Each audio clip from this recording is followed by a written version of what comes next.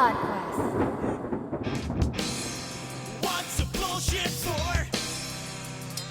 Verbal battlefield, syllables of war.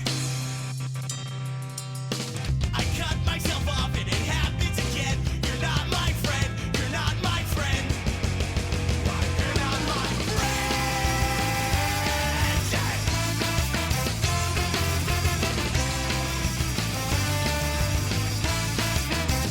The waiter knocked on my door like a selfish bitch. And I'm glad that you haven't got your wish. In the cold all alone, I've been thinking of everyone but you. We had enough controversy to talk about on this episode. That's fair.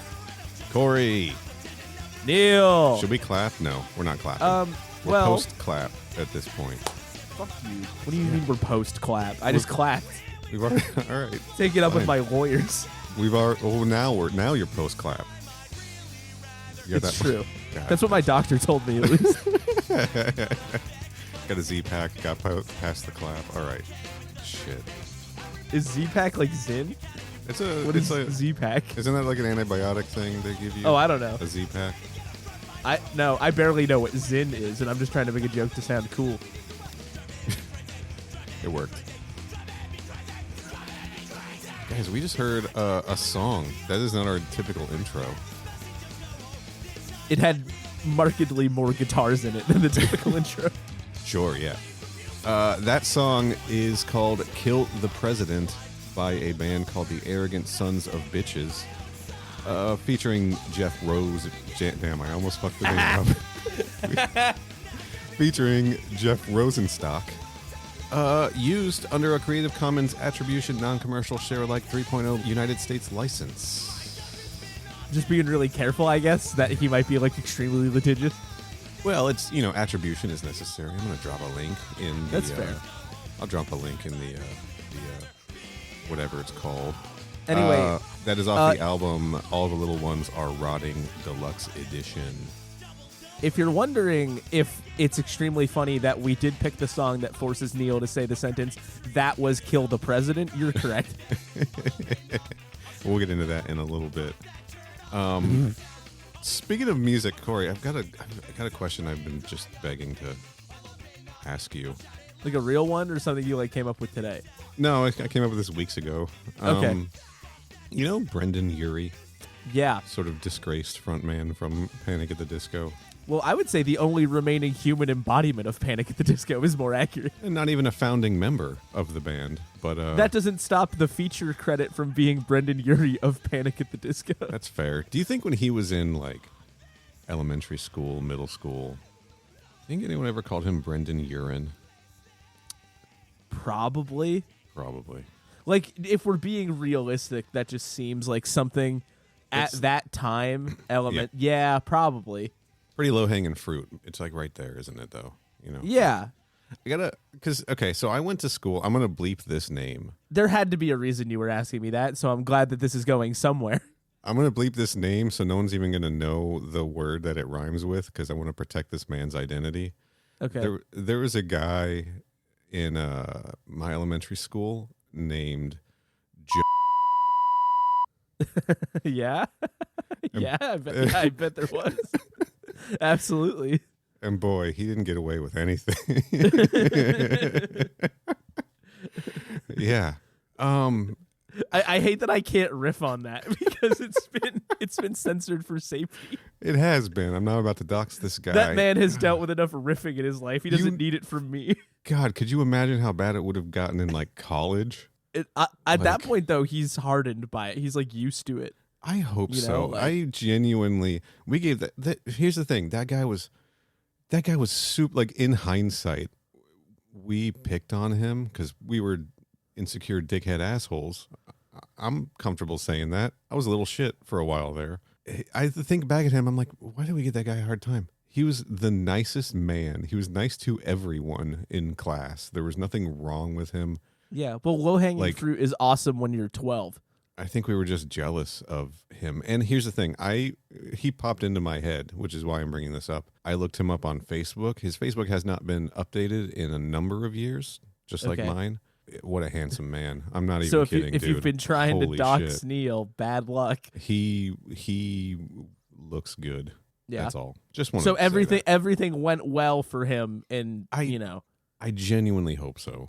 and he didn't deserve it, and you should feel bad. Yes, and that's the Yeah. thing. I was like, I do. I mean, I do. Like, Should and do. the shit that wakes me up in the middle of the night is like, God, I bullied this other kid on the bus relentlessly. What the fuck was wrong with me? Yeah, Like, I think and like at the many time, I didn't even people- think that I was a bully. And with a little bit of time and distance, I'm like, God, I was a fucking bully. I hope he's doing okay. Yeah, I think a lot of people have those realizations. Even like I was bullied a lot, and even I have things that I think in hindsight where I'm like, I was just doing the same thing to somebody else. Yeah, Like, that's the thing. Like, maybe I was not to the same degree, but like That's the none problem. of it's really there's not really a lot of justification for any of it, right? So you just gotta Right.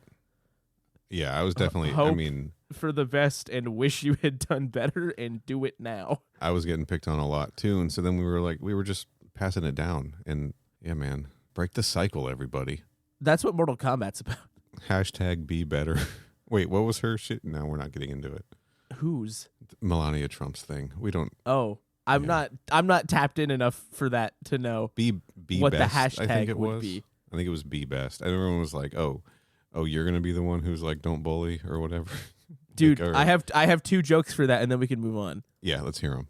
1, be best and Rocksteady. 2, be best was my favorite member of the Beatles. That's all I got for that. Well, he was the 6th Beatle, right? Like, The dead one, yeah, which I guess doesn't narrow it down anymore. because there's already a 5th Beatle, so he was the 6th.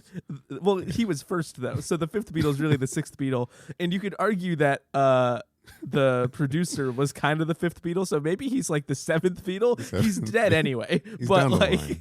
He was in the Sgt. Pepper's ensemble. 6 feet under Beatle. I don't know, pla- whatever. He played the lute on Sgt. Pepper. I don't know. Oh fuck, we are all over the place, man. Is it because we have something uncomfortable to talk about? I'm not uncomfortable about it more than it's just really stupid. It's so stupid. Like when you think about it like functionally, it's mostly really stupid. And like it's a little entertaining, but like in that way that you just have to detach yourself from everything. Right. May I do the honors? You may do the honors. So we're going to talk about the first part of the Mortal Kombat novelization by person we're aware of the show, as I am loath to say friend, Jeff Rovin. Not a friend of the show. We've spent years discussing in abstract this book as written by real human man Jeff Rovin. Yes. And I come to you today, listeners, with my hat in my hands to tell you some unfortunate news that maybe Jeff Rovin is not a great guy. We have come to discover. Yeah. Have you ever been to a grocery store? like a Publix, Supermarket. a Kroger's. Yeah, Publix, Kroger, maybe a Ralph's. No Frills, Food Basics. Not an Aldi. I don't think Walmart. they have. I mean, Aldi is a grocery store, but Though, have you ever been to an independent grocer, which inexplicably in Canada is a chain of grocery stores? They are technically independently owned, I guess, but like they're not. Like we're not Right, stupid. I mean, they're all franchises or some shit. I think that's the technicality that it operates on, but like they all look and function like basically the same. Right. Yeah. Never been to a Loblaw and paid $8 million for groceries. You may have seen a copy of hit rag Weekly World News. Classic. Jeff Rovin was an editor. What was he? What was his He job was- title? He was editor-in-chief. He was of the Weekly editor. World News. Okay, Yes. Weekly World News. You may be thinking it's like National Enquirer Corps. It's like Bat Boy-esque. Yeah. In fact, yeah. Weekly World News may be the one that literally did Bat Boy. I don't remember if it was them or the National Enquirer. We're not looking it up. But in any case, later into the Bro. runs of these publications, Weekly World News was published in Lantana, Florida, until it moved to Boca Raton in the late 1990s. That's some Home of the Florida Brave. shit. So the problem that we have is that Weekly World News sort of whether it was or was not at one point doing Bat Boy stuff, which I think it was, because it was sort of doing Bigfoot, Pope, Alien Core for a while. Yes. Just sort of like outlandish conspiracy theory bullshit stuff. In the mid 2010s, there was a pretty deliberate like politics as politics pivot. Like a lot of it was really stupid still. Yes. But the bottom line is Jeff Rovin, the guy who wrote the Mortal Kombat book, Yeah. went on Sean Hannity in 2016. October 2016. Because he had ran some articles in. Well, he had a history of running anti-Hillary Clinton articles in Weekly World News, but it was things like Hillary Clinton secret demon Fucked Bigfoot, or like owns an alien now. Yeah. Caught in a love triangle with an alien and Bigfoot and shit like that. Like those aren't exact headlines, but basically. And then later, Yeah. he goes on Sean Hannity to follow up with National Enquirer articles identifying a fixer in the Clinton family to hide like sex romps that Hillary Clinton was having, and Jeff Rovin claims that was him. Yes. So Weekly World he wrote this article for National Enquirer claiming that he was their rival publication, for what it's worth. That he was the fixer, that he would bury scandals. Do you want to read the Wikipedia sentence? I have Media Matters open. Where's the Okay. Wikipedia sentence? Oh, it's up here. I have to scroll. Just give me a sec. Yeah. Here we go. In October 2016, during the last days of the Donald Trump campaign, Rovin appeared on Hannity in Breitbart News. Oh, it wasn't even Fox. It was Breitbart News. Well, it was Hannity and Breitbart News and the front cover of the National Enquirer, claiming to have been a fixer for Bill and Hillary Clinton, hiding family scandals. 5, 6, 7, 8.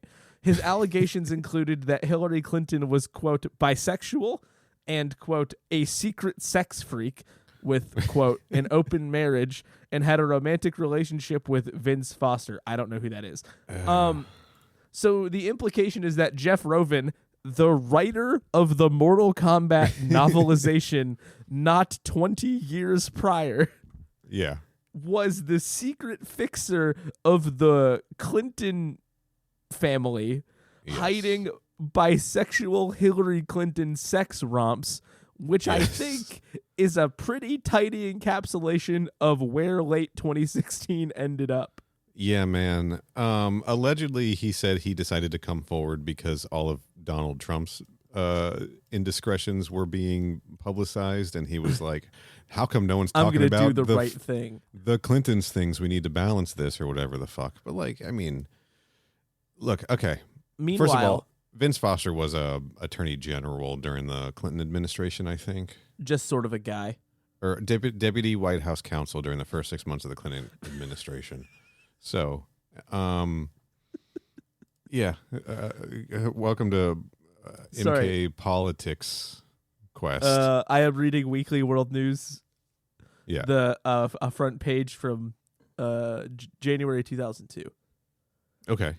I'm going to read a couple headlines here and then we can move on. Just to paint a scene. Yeah. Edgar Case reincarnated as a psychic fly inside. The Buzz for 2002. Big 24. That's not bad. Big 24-page book bonus. The best of Ed Anger, America's wildest columnist. Double issue. More than 250 stories and photos inside. Clinton hires 3-breasted intern. Shocked Hillary. I thought he was a leg man. That's undeniably like so funny. I thought he was a leg man. That's a really, really, really, really, really funny thing to say.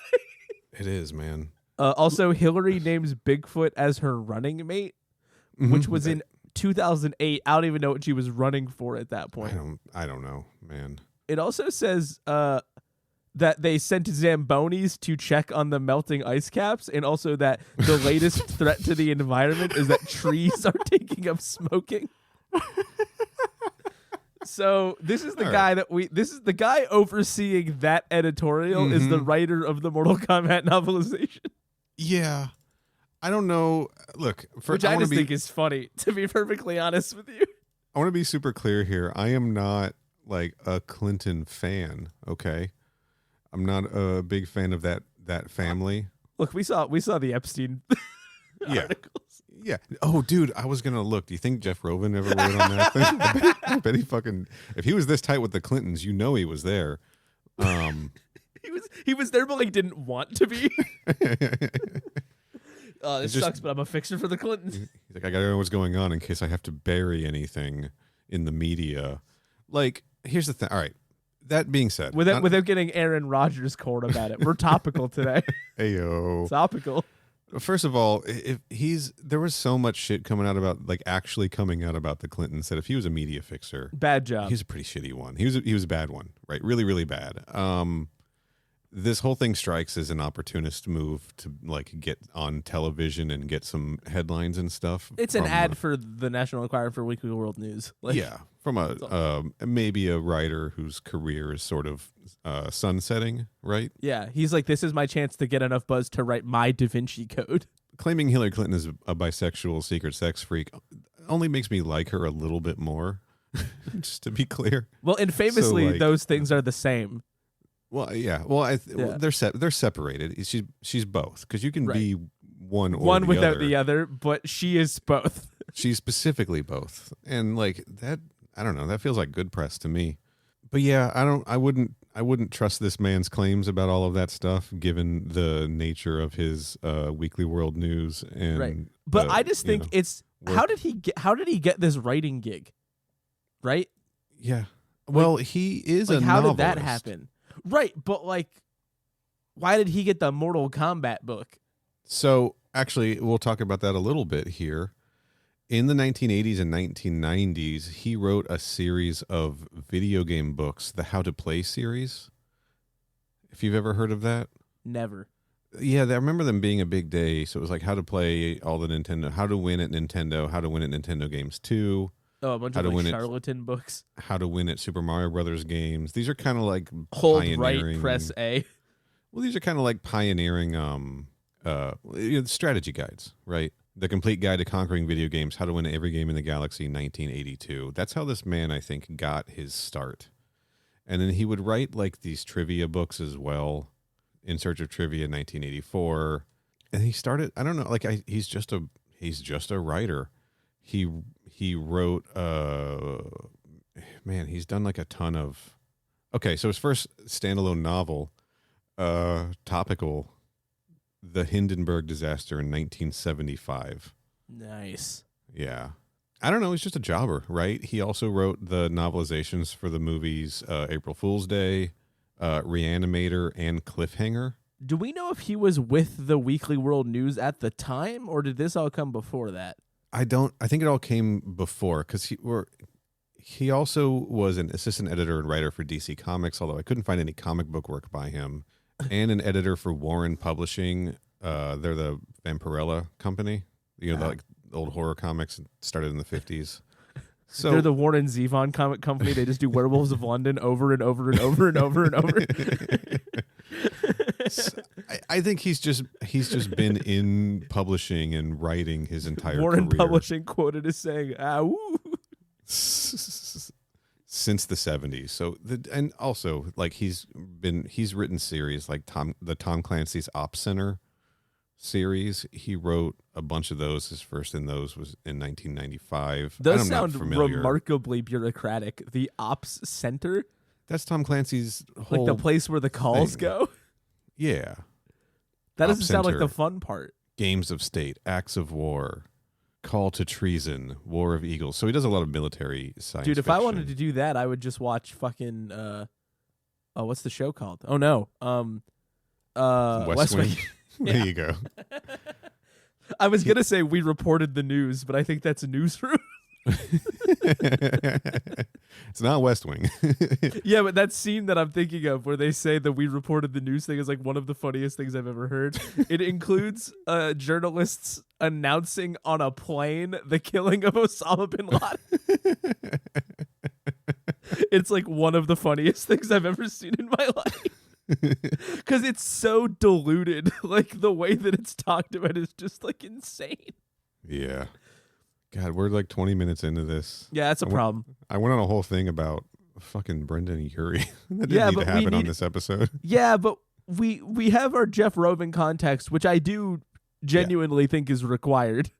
Yeah. So Not just anyway. because I think that's bad, but like just what an interesting guy they got for this book. Yeah. So I think anyway, to sum it up, when is it Boulevard Press? When Boulevard Press, I think it's Boulevard something, was looking for an author for their Mortal Kombat novel that they had licensed.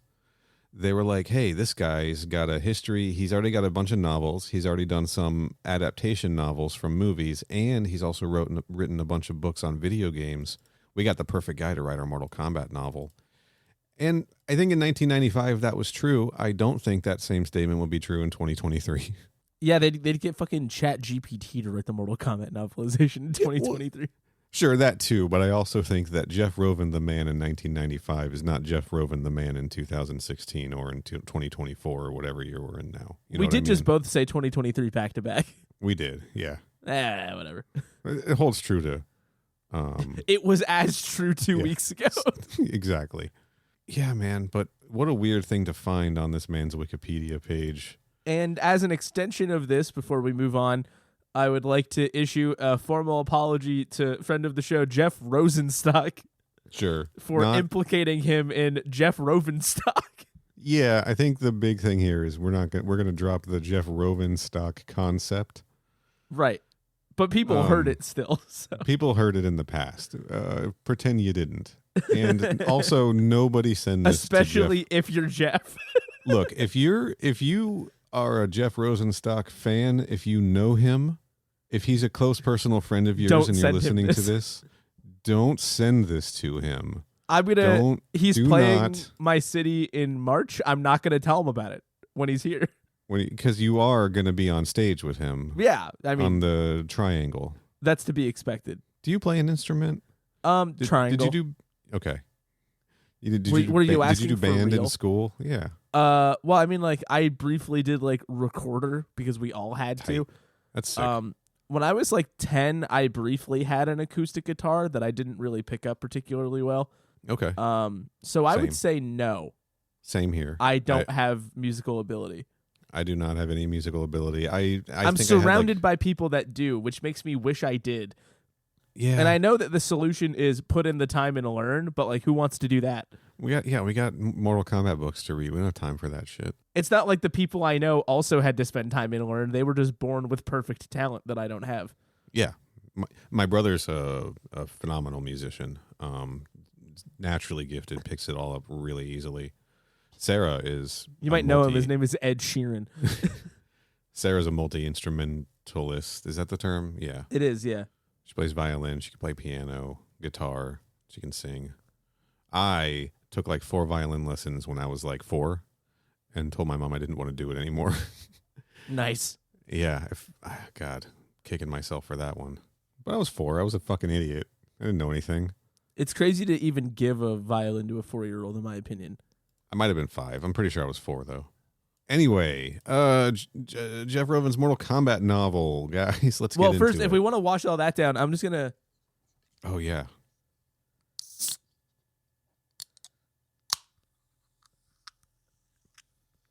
I've just cracked open a Baja Blast. I'm definitely gonna need your audio because that can crack did not come through. It did. Trust me. Okay. So I'm a little congested. I apologize. I am going to smell the Baja Blast. I don't think I've ever had this.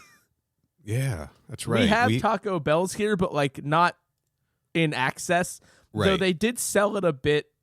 And now this is like the year of Baja Blast. They're going to sell it like everywhere. But Nice. it's like the year of Luigi. Finally made its way to here in.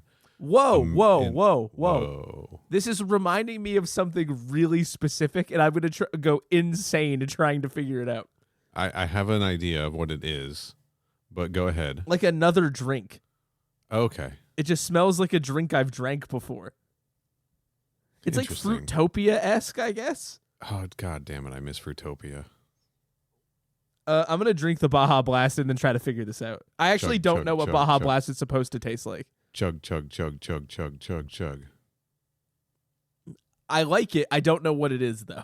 I still can't tell what it is. It's a blast of Baja flavors, man. Right. It's But it's made like so it's like citrusy. It's like Fruitopia 7-Up.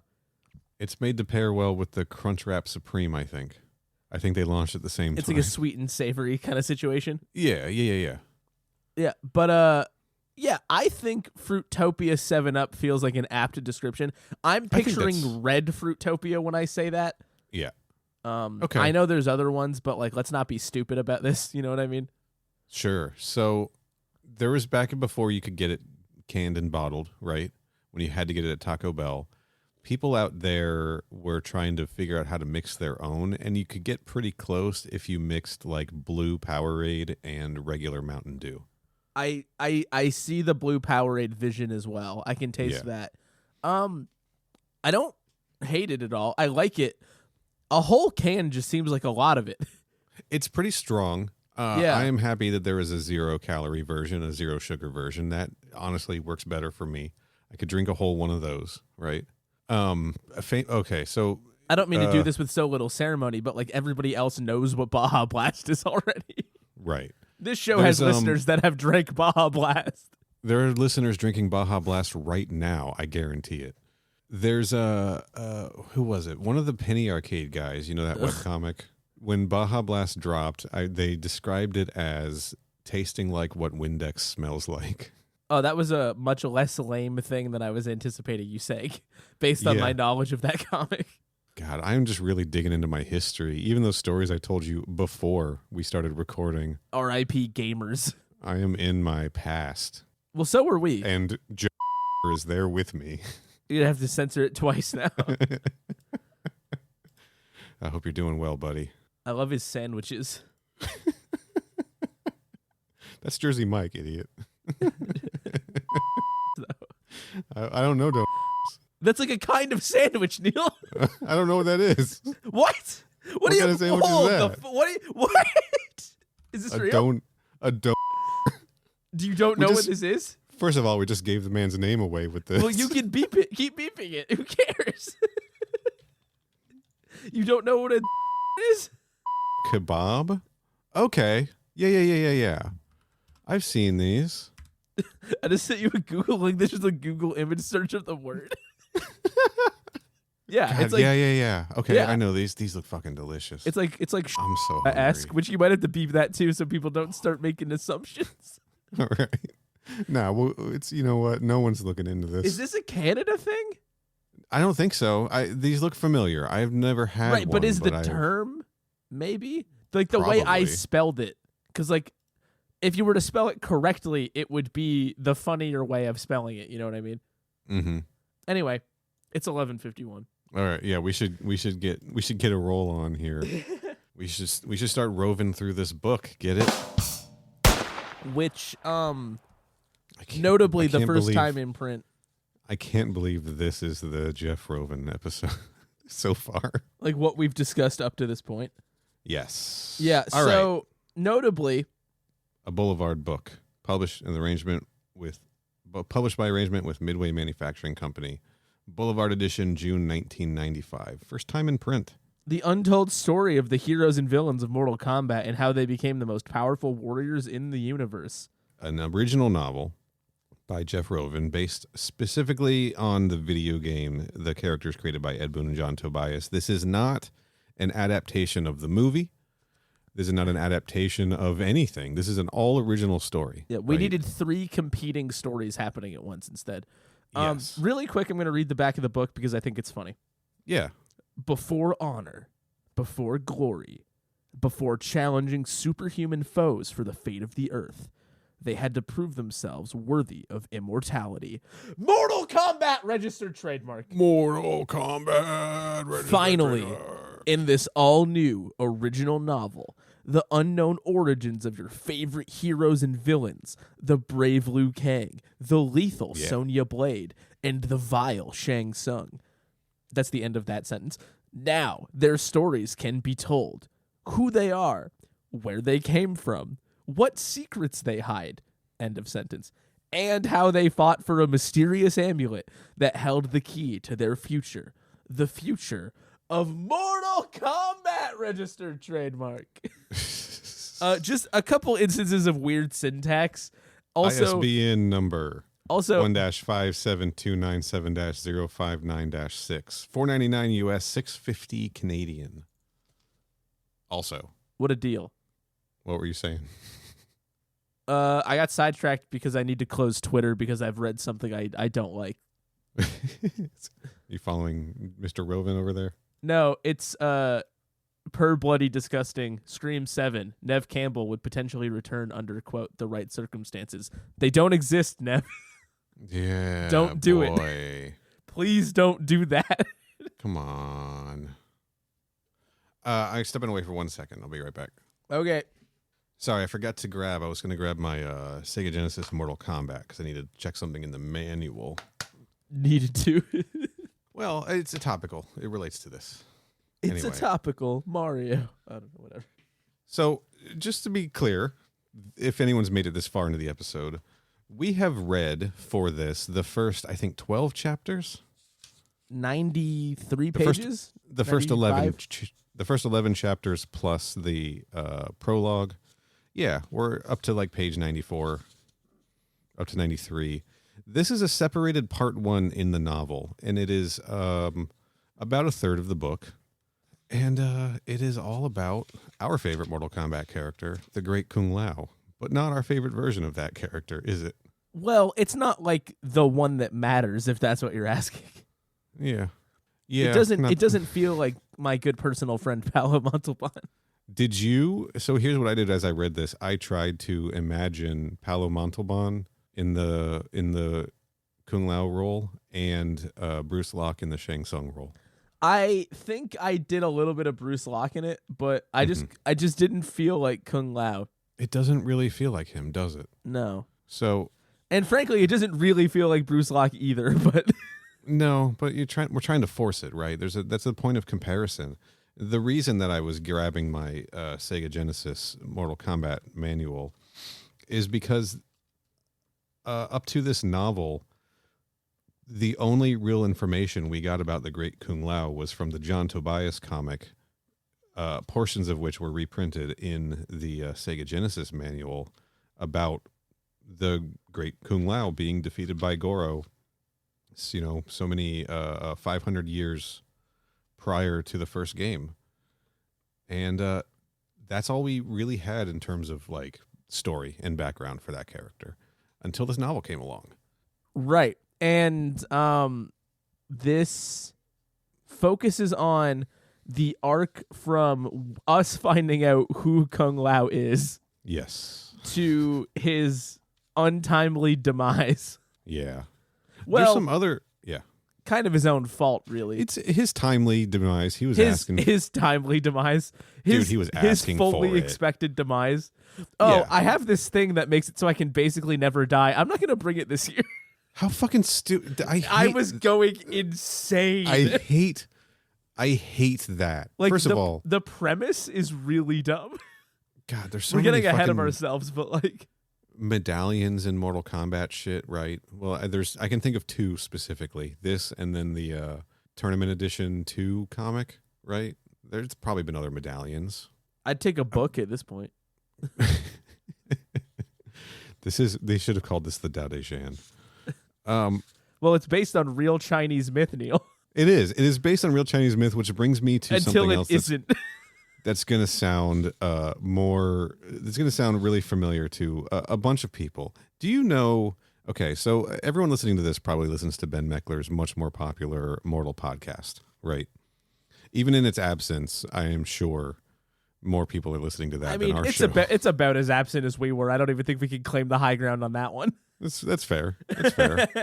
How does he start the story when he tells people about Mortal Kombat? Oh, like we just got to quickly go back to the beginning of time. Yes. Yeah. How does this prologue start? Do you want like word for word, or do you? I'll want... read it. I got it. I got it Okay, right here. Please. In the beginning of time, Uh-huh. nothing was everywhere, and it was everything. Fucking, I just love that Ben Ben has not read this book. We know that for a fact, that he just picked up like at the dawn of time, and this book opens with basically the exact same sentence. Yeah, and then there's essentially a one being. There is essentially a one being, the Pan Ku legend, which is based on real Chinese mythology and probably was the inspiration for the one being as well, right? Information of which Jeff Rovin is surely an expert. Surely, yeah. Man, he's certainly an expert on China, or at least read the encyclopedia article on it. Okay, I guess in a book. We should credit. He does credit a book called Great Civilizations China by Ian Morrison, and Alchemy, Medicine, and Religion in the China of AD 320 by James R. Ware. Now, they're the James R. Ware translation. So he did his research. I was going to say, I laughed initially because the first guy he credits is just some dude. Right. Who, like, obviously you can have expertise in, like, Chinese history and not be Chinese, but I just thought it was funny, knowing what I know now about Jeff Rovin, that initially it was, like, just a guy, like, and then at least the other thing was translated. What? He's like, I referenced a lot of books, particularly these books by me about China. I referenced the weekly world news were published in China. So we should talk a little bit about the Panku legend as presented in this, which we're going by his presentation of this. I don't know how accurate this actually is. That this was the first deity in existence. It came out of nothing because nothing is everything, whatever. The birth of this god marked the beginning of all things physical, and essentially in one being fashion, Panku separated parts of itself to create the earth, the rivers. Its blood was the rivers, its flesh was the earth, its hair became the forests, etc. It's this realm. And its dying breath essentially became the atmosphere, right? The wind. And his last mighty groan became the thunder. Interesting. Like I like it, and you can see how they've extrapolated that idea into like the one being carved up and becoming the seeds of all the different realms instead of the seeds of a single realm. I think it's more interesting when it's multiple realms. Surely they definitely workshopped it better. Yeah, but as we learn in this, there are only two realms in this version of Mortal Kombat continuity: the Mother Realm, which is Earth. It's essentially right? Earth and Hell. And the Outworld, which sounds like the Nether Realm when they describe it. It does. Sounds like hell. Yeah. There's like even like descriptions of torture and stuff, right? Like people being like sliced with swords that are so hot it cauterize the wounds with the swords in them, and then they pull the swords out and injure them again, which is kind of metal. And I guess the concept here, everything in this book is talking about balance, right? Yin and yang, light and dark, etc. So the death of Panku and the creation of Earth by default, like the absence left by his death, created the Outworld. Does that make sense? Yeah. Like the two have to, it's not fully, realized in my opinion, but basically it's just this idea of balance, right? If you make something good, there's something bad. And we're going to be introduced to a young man named Kung Lao who is absolutely fucking obsessed with duality and balance. Yeah, it's kind of his whole thing. It's his vibe. Yes. Kind of like how Conquest Kung Lao his whole vibe is just missing Jen. Yeah. Yeah. Well, and this is interesting because it's so reductive of his Conquest character. It's the most reductive we could possibly be. Imagine missing the person you cared about most on Earth because they died. Fucking baby. God, what a fucking loser. So I don't know how I want to tackle this because I'm trying to decide if like in exact order is more interesting or if being like it's funny because his dad was also like that, but the way he did it was immensely stupid. It was. Yes. It was like, well, look, I want to. Okay, so actually, I'm going to tee this up. So yeah. Because we're not going in very good order, but that's fine. No, this is because I think it's important, but it's important to establish something first, which is that after that initial formation of the universe, there is another tier of gods, right? And the one that matters by name is Tien, which you'll remember from Dragon Ball, and same guy. Actually, yeah, and I think didn't Tien in Dragon Ball have like 6 arms at one point? I don't know. Definitely had 3 eyes. He had 3 eyes. I think he had multiple arms. I don't think they stuck around. and I don't remember the context in which he had them. But it is important that this god Tien has 6 arms, I believe. And he's essentially like the top dog god that exists still. Yes, and I am thinking now in hindsight that the tapestry in Shaka with the 6-armed monster man Neal, we can't. is a reference to Tien. Guys, Mortal Kombat Conquest We're watching it again. is a good show. I would. I don't know. Dude, I fucking would too, but we can't. We have to move on. We can't right? for content. We can just have do it for to. our own enjoyment. Sure. And there's like a whole suite of gods, and the thing I'm going to establish that matters is that gods and like priests and devotees are all sort of hanging out in the same spot in China, Right. which is on Mount Ifikube. Mount Ifikube, yes. And the important thing to know about why Kung Lao is the way that he is, Named after Godzilla composer Akira Ifukube? probably Godzilla's dad, Kung Lao's dad. Is it his uncle or his dad? Yes. Japanese composer Akira Ifukube. Sorry, I was looking up. Is it the Kung man. Lao's uncle or his dad? Wang. It's Wang is his uncle. Because he was being raised or whatever, and his uncle was like fascinated by the gods, right? And was like, I want to get to where they are and what their deal is. And his solution to that particular problem was, I'm going to invent explosives significant enough to launch me into the sky and take me to where they are. Yes. You can imagine how that went. And he was like it worked. it worked and it was perfect. He work, was guys. the water carrier of their village, had a nice steady job, income, didn't really have to do much, but he was compelled by this force that made him want to know. And after that, Kung Lao like took over that gig, but he was also racked with an insatiable need to just know more about this. And in fact, he was out hanging out and playing bola ball or whatever, and he found in the village a piece of paper that no one else could read that was essentially a "Hey you up" text from Raiden. That only he could see it, which is cool. Sorry, I'm trying to name check here to make sure that Wang is Kung Lao's dad and not his uncle. I decided after not taking notes that I did not care. Right. I could have opened the book and found out, but then it would have been like moments of silence while I tried to find out. It's around here somewhere. I'm going to keep looking for it. You continue on. Yeah, I'm just doing this kind of off the dome, and I think I'm mostly correct up to this point. Okay. So so I think it was his dad, because Kung Lao says, because there was this moment where Just because I thought the woman he's like speaking with is his aunt. I thought. yes, he's talking to Aunt Chen. Yes. Right.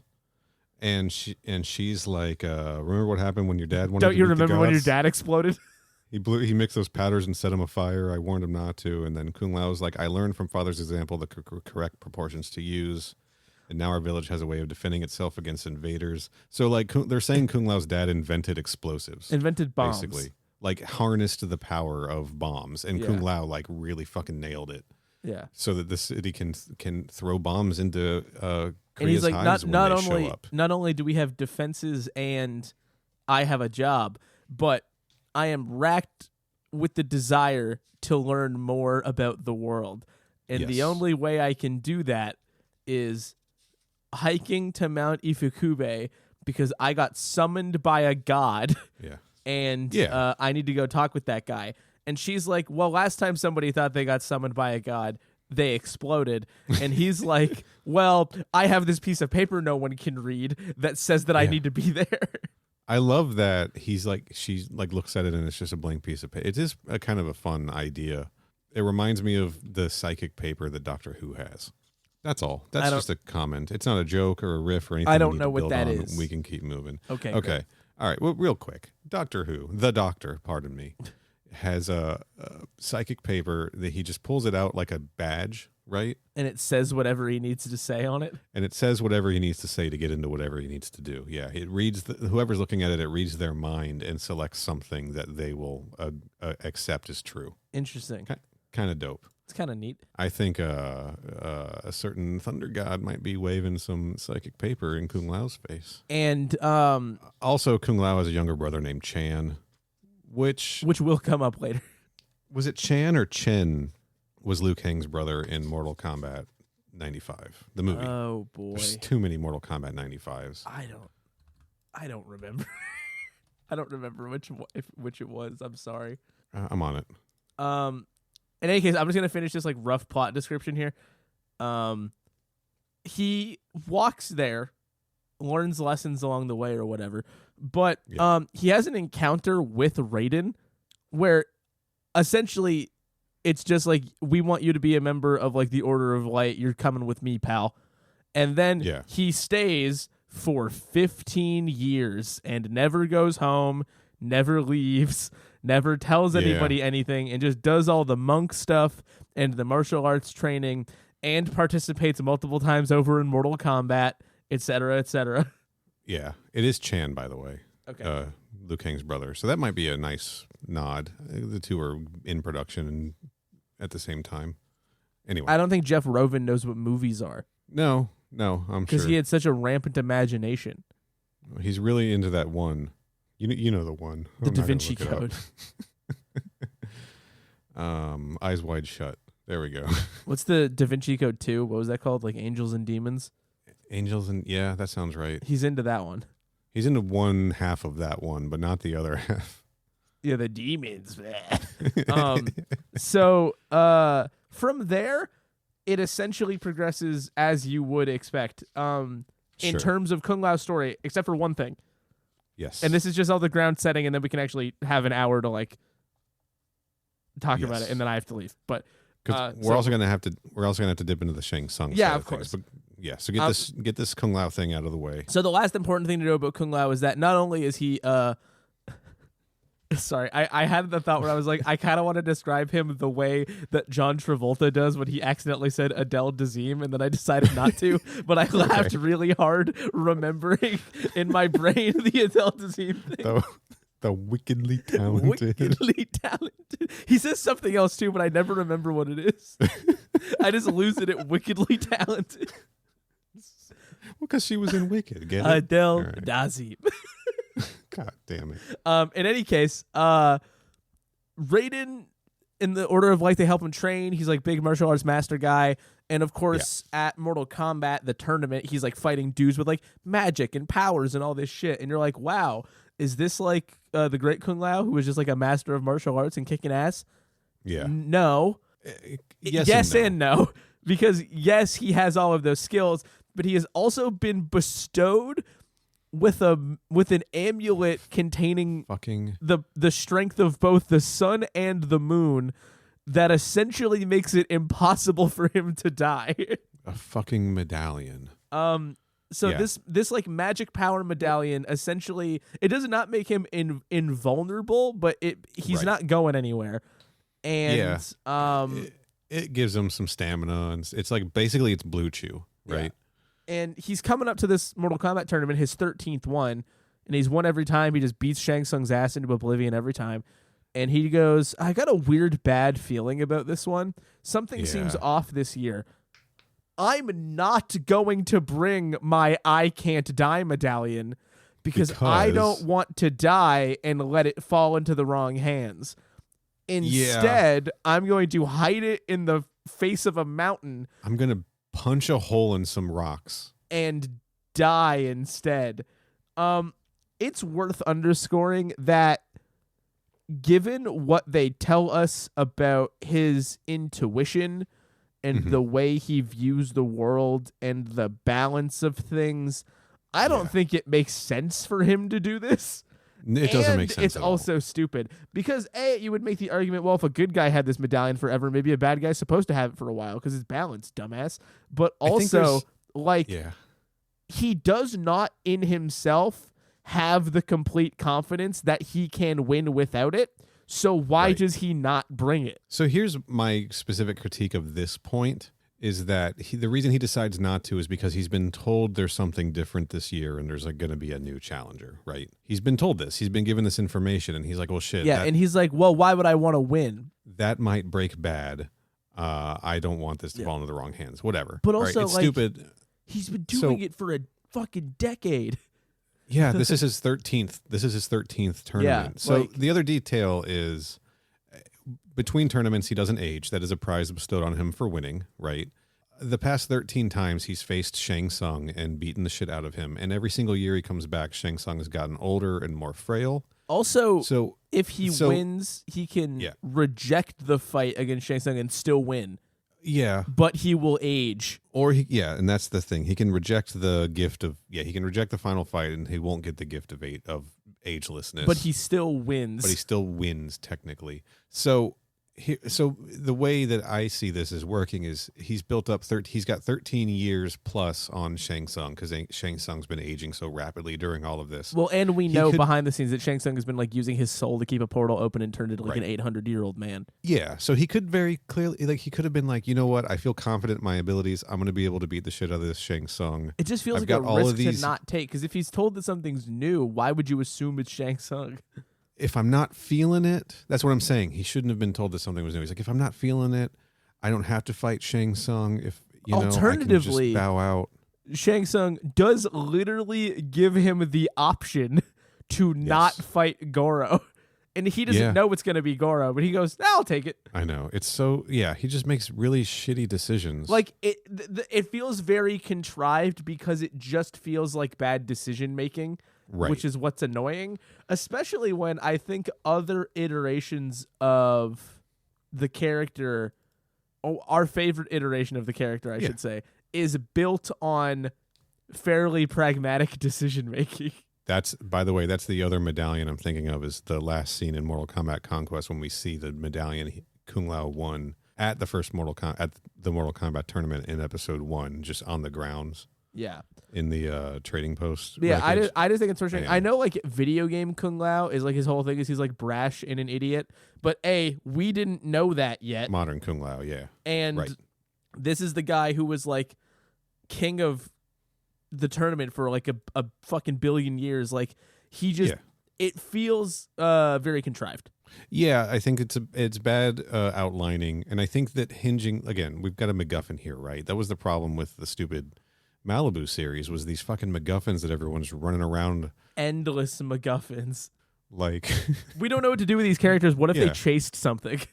Kind of a problem in certain episodes of Defenders of the Realm as well. Certainly the Warrior King's problem, right? It's just, I don't know. It doesn't work.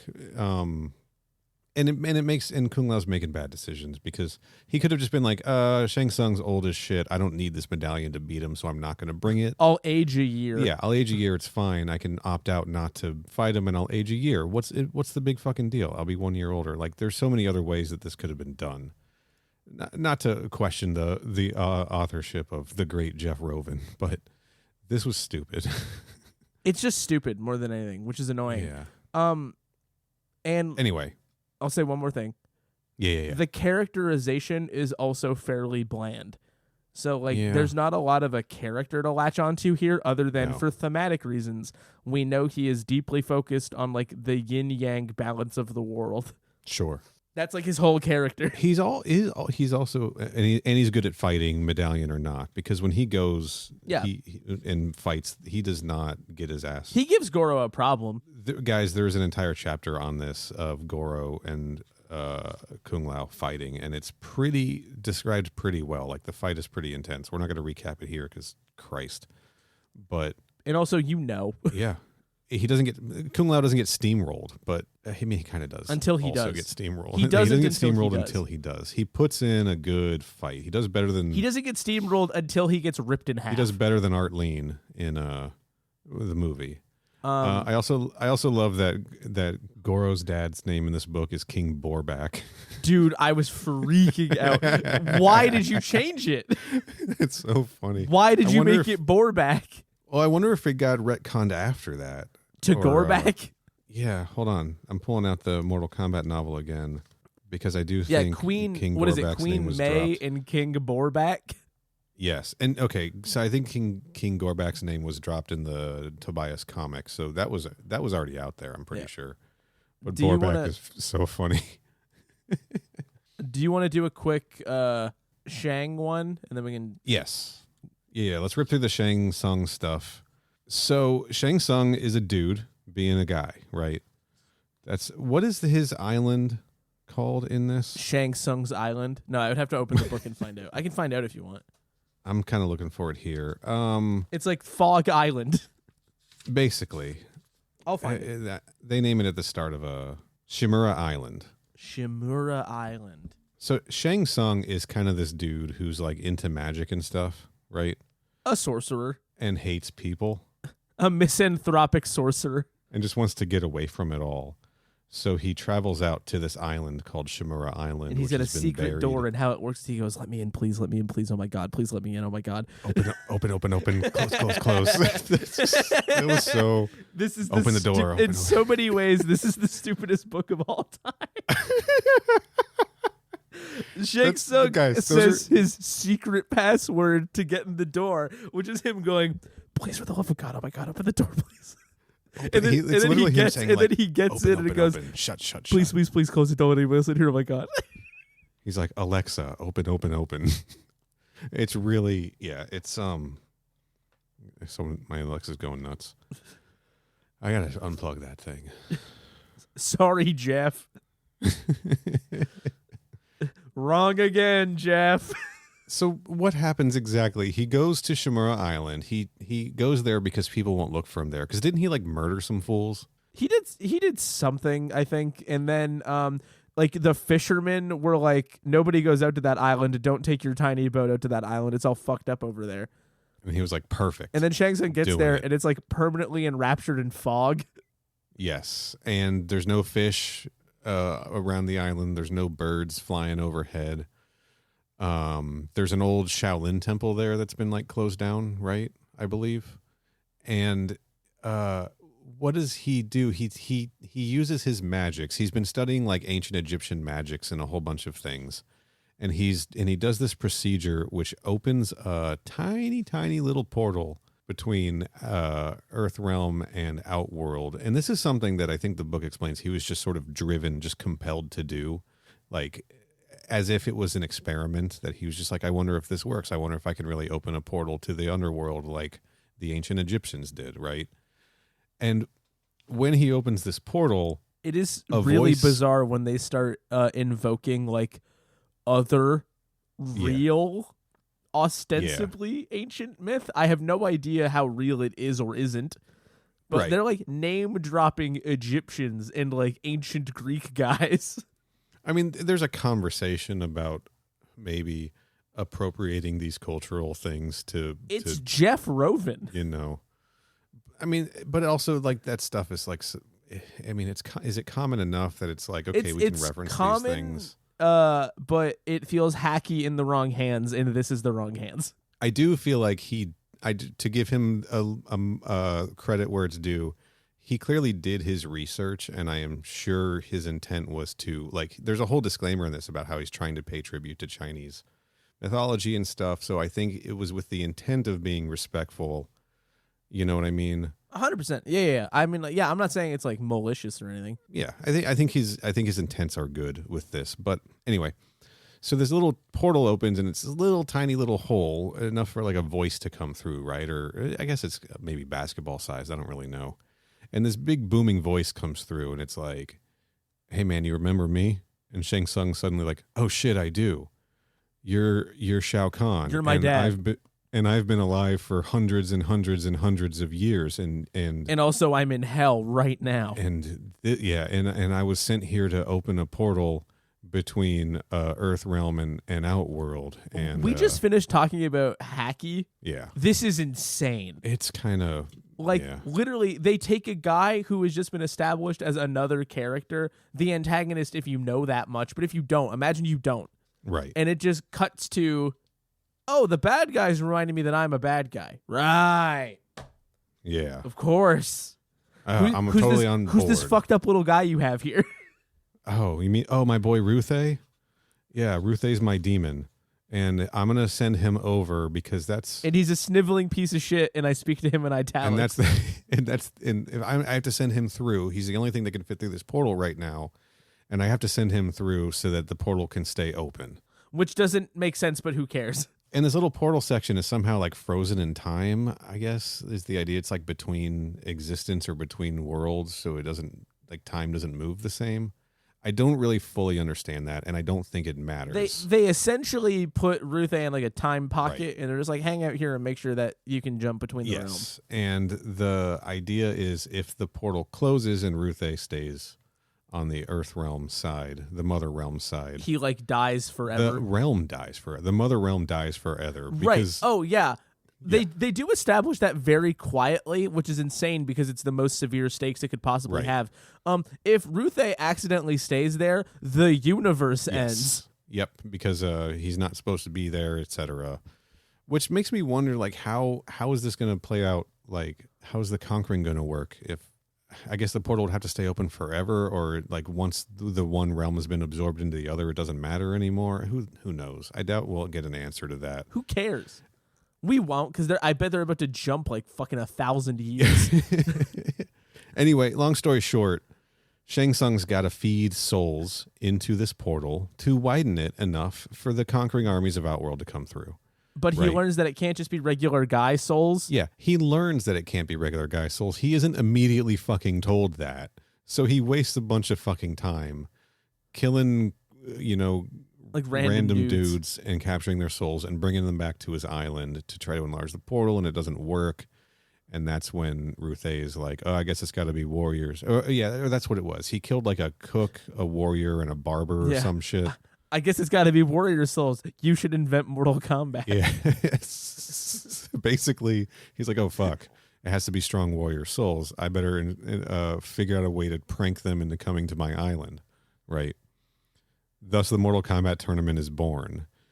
And I like this little detail that the Shadow Priests in this, which weren't named Shadow Priests, were all cooks that were on a boat together that he sunk and enslaved their souls and put them to work on his island to like build the temple and repair the grounds and prepare food for all of the warriors and everything and make this place like an inviting place to host a tournament. It's a fun detail that they're like enslaved souls. And I mean, that's not like slavery isn't fun. Let's be clear, but But it's cool that they get to hang out. but the idea in the book of them being enslaved souls is pretty fun.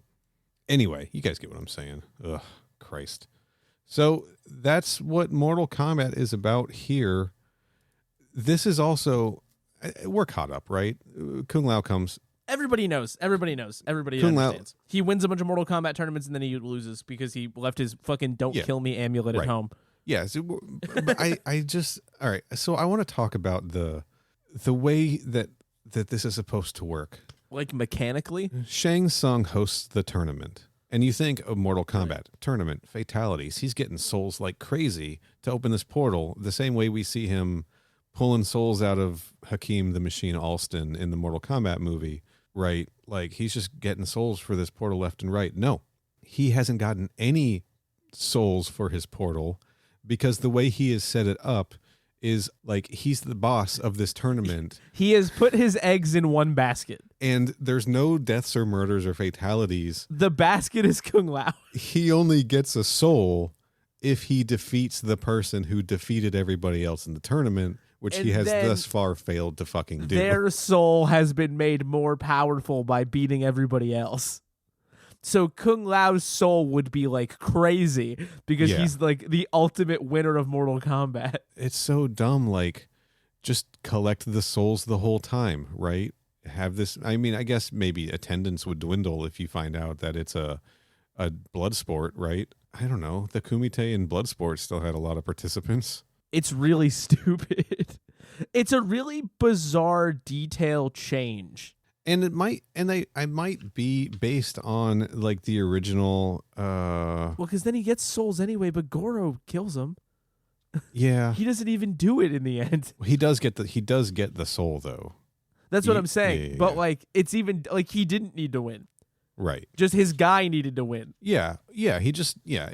It's idiotic. It is. It's just, well, it's, I guess the implication is that it was just his own pride, but like that doesn't make it any less stupid, I guess. Right. And I personally don't think that it is a good way of illustrating his character that it was pride for a decade. I just think it reads as bad writing. a better book might sell it better. Its surface level seemed like an interesting idea. Like, oh, he defeats the person who defeated all these other people. He gets their soul and he feeds the portal. And maybe he just needs to do that once because the soul will be strong enough to open it. But like, he had to kill a bunch of other like lowly warriors to widen the portal enough to let Goro through so he could participate. And Goro's a big man in this, you know, Goro's like 10 feet tall and shit, as Goro tends to be. But it's just like, why weren't you just doing that in your off hours? Because this is an annual tournament. Like, why not in the years between? Are you not like setting up like, hey, come to the island and train, and I'm going to kill all these guys in their sleep and take their souls? Like, there's so many other things Shang Tsung could have been doing to just chip away at the size of this portal, right? And then more and instead more, he did nothing, and then Shao Kahn was just like, hey, what the fuck? right? But just think, like, we could have gotten a more traditional Mortal Kombat scenario where he's chipping away at this portal and he's opening it, and that's allowing more Outworld warriors to come through, like your, you know, perhaps your Scorpions and what have you in this universe, who are then participating in the tournament and grabbing souls for his portal, like, you know, compounding interest, right? Yeah, well, especially, I think maybe he just got complacent because Shao Kahn did say, I have no conception of time. I don't care how long it takes you to do this, but like, don't fuck around. And then Shang Tsung takes that as, okay, I guess I'm gonna fuck around. Yeah, like, he do. It's a dumb plan that when you first sort of read it, if you just read it on surface level, you're like, oh, this is interesting. This is the kind of story we would expect from a video game and video game adaptation in 1995, maybe, right? We just need the flimsiest premise to justify why these people are getting together and fighting. But there's been so much lore expansion, and we just expect a lot more from media at this point that it just doesn't hold up as a concept. You know, there's a reason why, like NetherRealm, there's a reason why like John Tobias and Ed Boon had to work so hard on the stories to keep the stories relevant, and why the NetherRealm games have had to do so much to like create like tighter narratives and things and like work out all of these weird like plot holes and stuff, you know? I also just think this isn't like an exceptionally written book.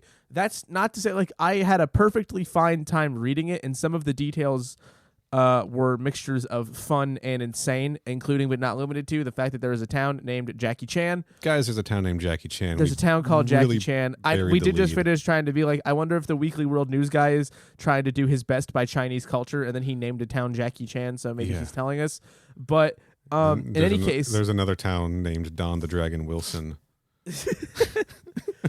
I just think the issue is... We'll go there in the next chapter of the book. Yeah, that's part 2. I just think the issue is that it's a very bland read. And aside from a few like weird word choices and descriptors he does, like continually describing long hair as a cue, which I've never heard anyone do. It took me a second to catch on. I caught on very quickly. The first time he said it, I got it. But I was like, well, oh, okay. You know? But it's just not a massively compelling read. You know, I'm going to disagree only slightly that I have a different relationship with Mortal Kombat than you. And I especially have a love for the classic era stuff. And this does largely feel classic era to me, and it's doing a better job of feeling like Mortal Kombat than the Malibu comics did. So I was kind of like I was enjoying it. I was not like this is good.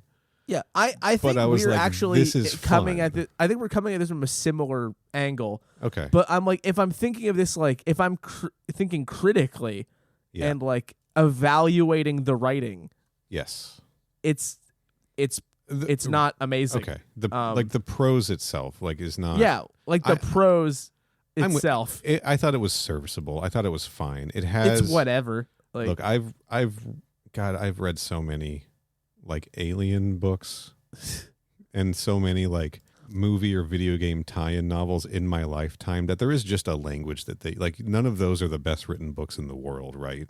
So I think I have a different tolerance for it, maybe. Well, and I didn't like hate it or anything. Like I read it, right? You know, it was fine. But I don't know. I just found myself it felt very like going through the motions-y. Yeah.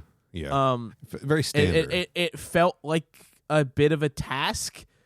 And actually, Sure. I will say, was the writing in the comics more ridiculous? Undeniably. Yeah. Did it at least have some fucking pizzazz? It had some. It had Yes. some. You're fair. Yes. I feel like this lacks pizzazz. This seemed like it was leaning really hard on referencing areas of China and herbs and magic and 11 herbs and spices and everything. And like that's what was trying to make it feel interesting. Probably because it's, I mean, certainly my first experience reading about some of these concepts, right? And so that was sort of interesting to me. But yeah, the word choices and stuff, the foundation of it all, it is pretty fucking bland. And as we've established, some of the like mechanisms to make these things happen narratively, like the mechanics of the narrative, feel a bit Yes. dumb. So it's very just like, okay, Yeah. sure. I do want to highlight I thought that when Kung Lao approaches the mountain and like Raiden appears, I thought that was sick. I could like picture that there's some scene cool visuals. I could picture that in my mind. It was a very cool visual. Goro's entrance and that whole chapter where Kung Lao was like rethinking like, shit, if I had only brought my medallion, if I had only rejected the new challenger, if I had only walked away and not worried about I thought and a lot it of is that cool stuff seeing was, the hubris, but Yeah. then you just think back to the initial decision and you're like, if he's aware enough of this to think this now, he felt aware enough of it before to have not made this decision. But I thought it was effective as I was reading it, and Yeah, it really no, and I again, could like, see him.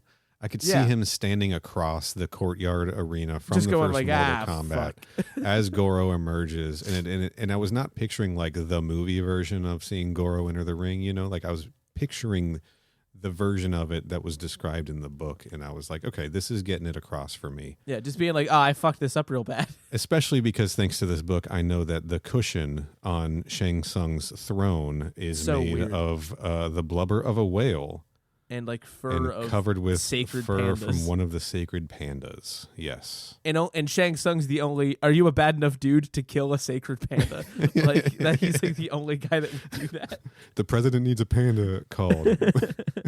The president needs a panda killed. Call the bad dudes.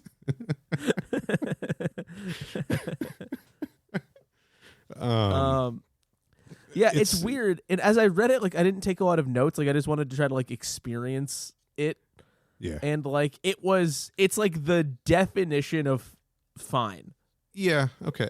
I'll give that to you. I think like I think a few scenes hit and the rest of it And- was and- just fine. I also Right. think that. Like that's not me saying any Yeah, of yeah, it's I like get you. outright trash, but it's like Yes. it's a very unremarkable reading experience.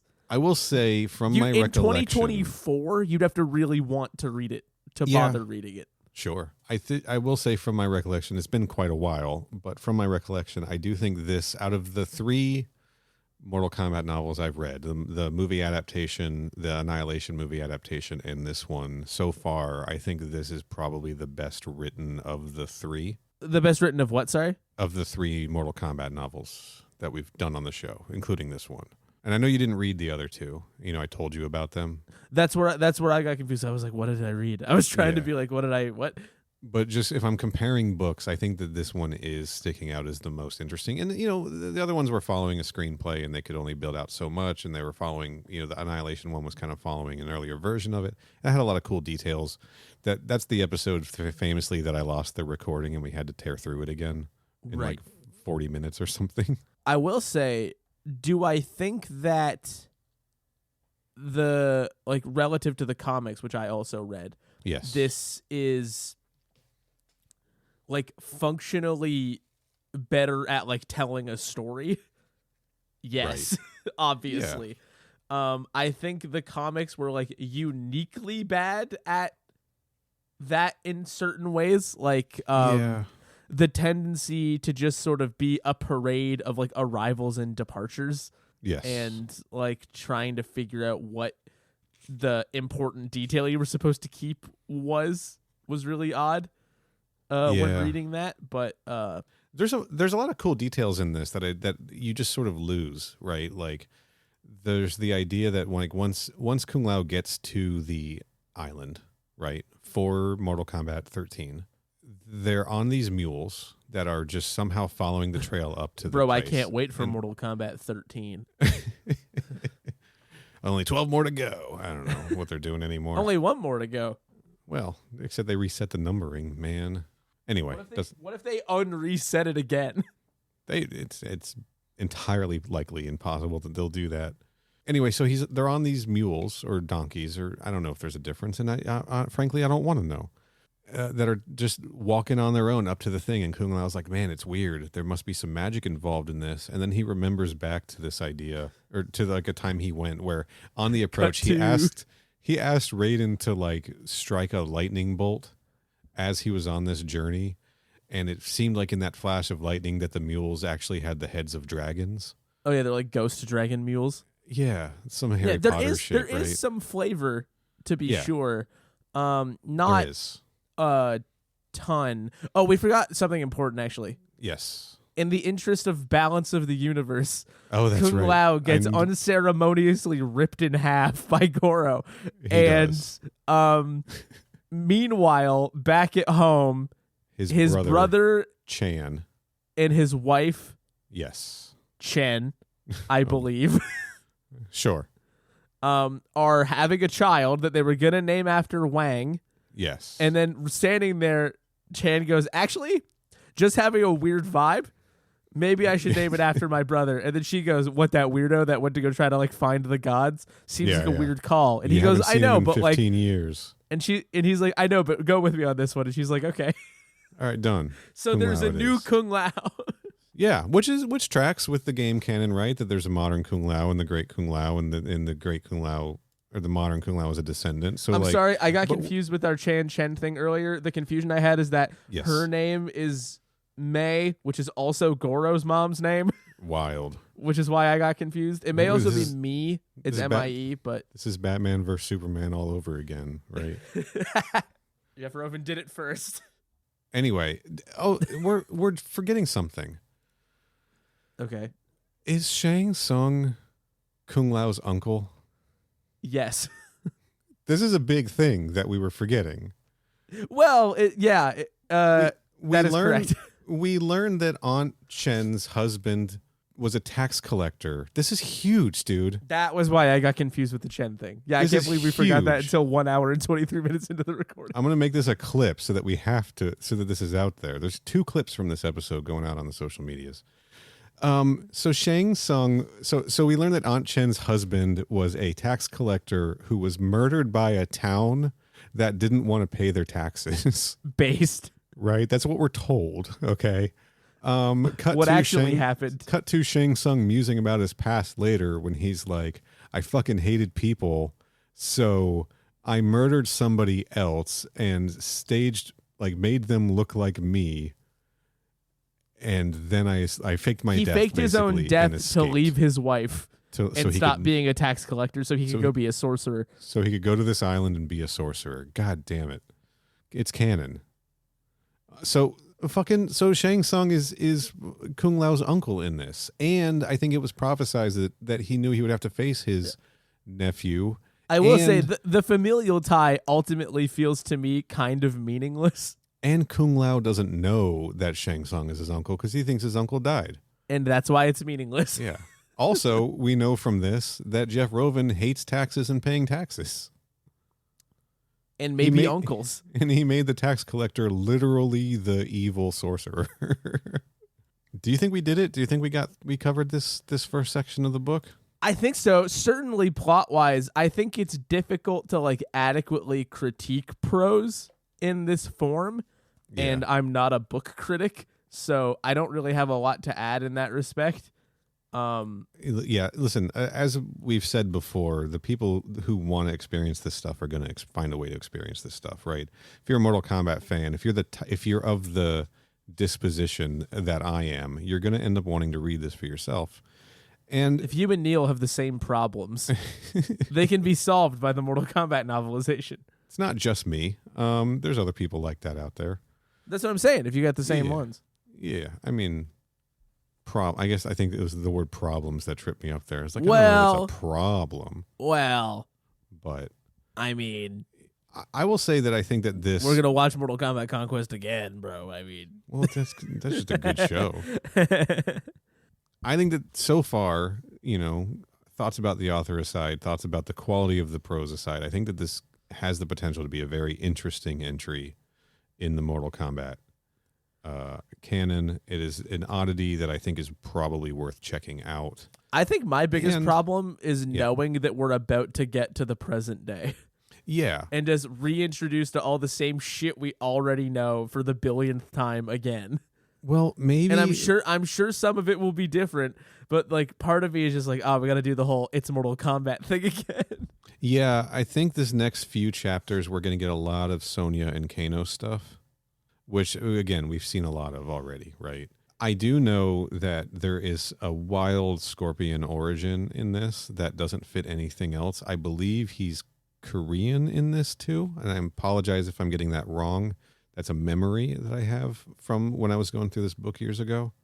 I think we're gonna get even if it is the same story over again, which we were just complaining about, like they keep doing the same shit over and over again. This was at least 20 years ago, and like, Yeah, this is weird.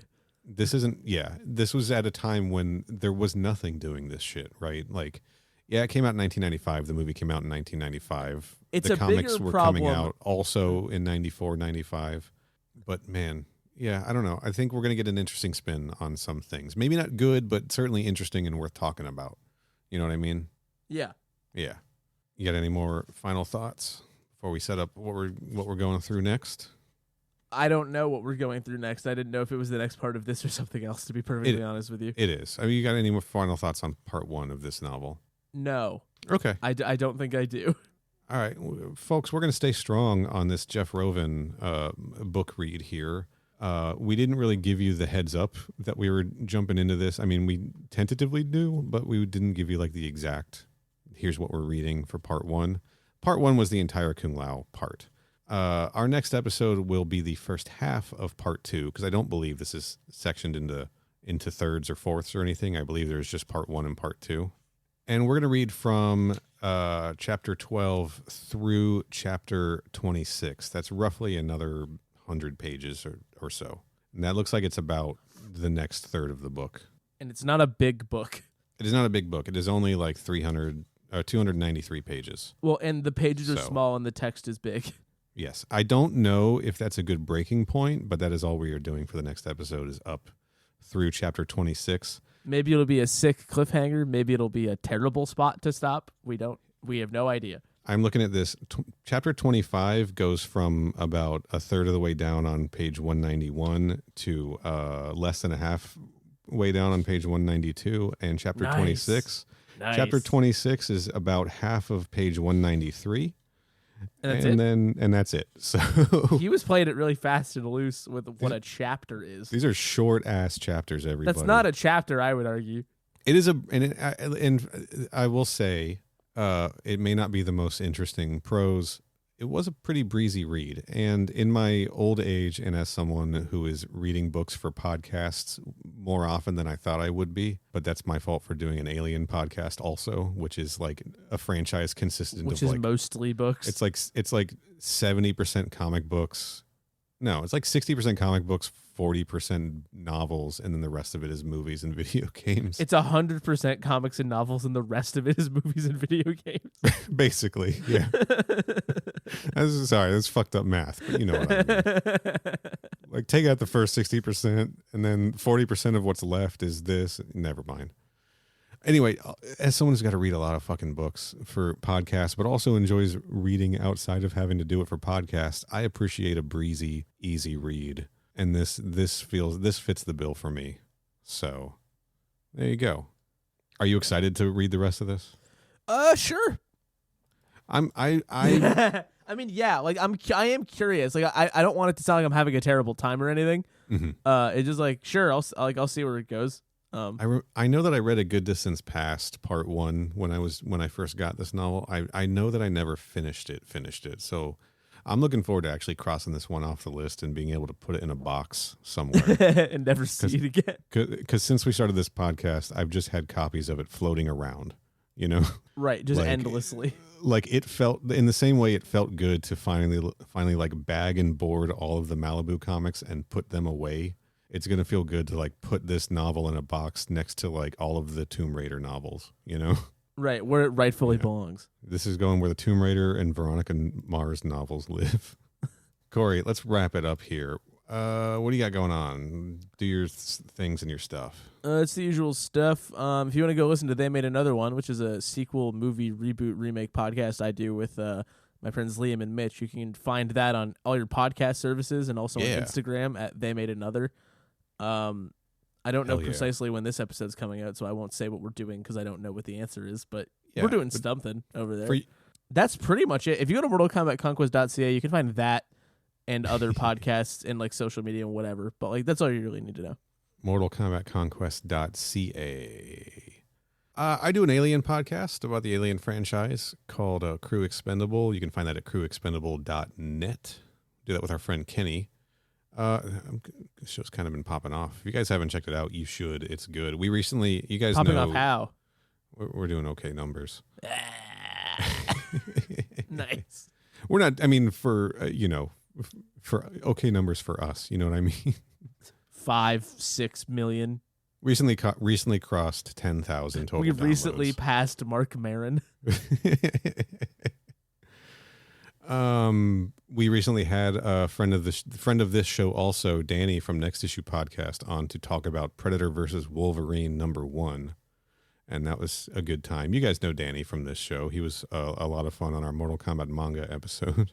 That was 8 pages, and we got a long episode out of that. 14, 15 hours. I think is what we got out of that in the end.